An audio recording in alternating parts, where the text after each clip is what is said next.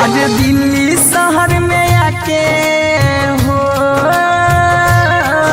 अरे दिल्ली शहर में आके जी हजूरी करिले मजबूर बानी ऐसे मजदूरी करिले मजबूर बानी ऐसे मजदूरी करिले।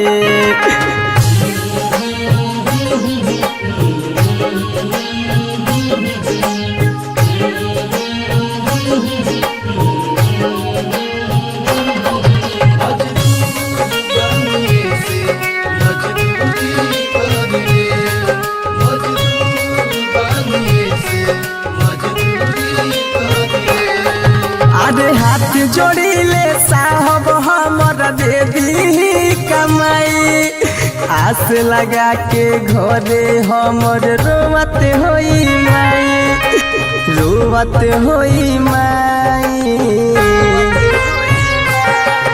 अरे हाथ जोड़िले साहब हमर दे दी कमाई आस लगा के घरे हमर रोवत होई माई रोवत होई माई। अरे पैसे के कारण घर परिवार से दूरी रहिले मजबूर बानी ऐसे मजदूरी करिले मजबूर बानी ऐसे मजदूरी करिले। आज दिल्ली शहर में आके हो, अरे दिल्ली शहर में आके जी हजूरी करिले मजबूर बानी ऐसे मजदूरी करिले मजबूर बानी ऐसे मजदूरी करिले।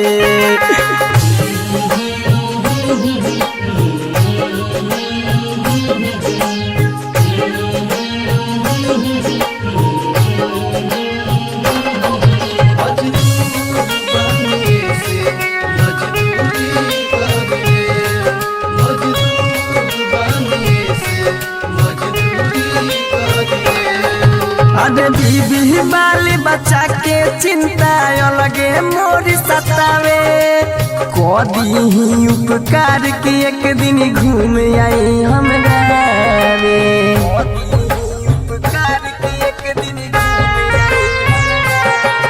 अरे कहीं राजकुमार सतेंद्र साहेब चिंता सतावे कदी उपकार के एक दिन घूम आई हम गावे।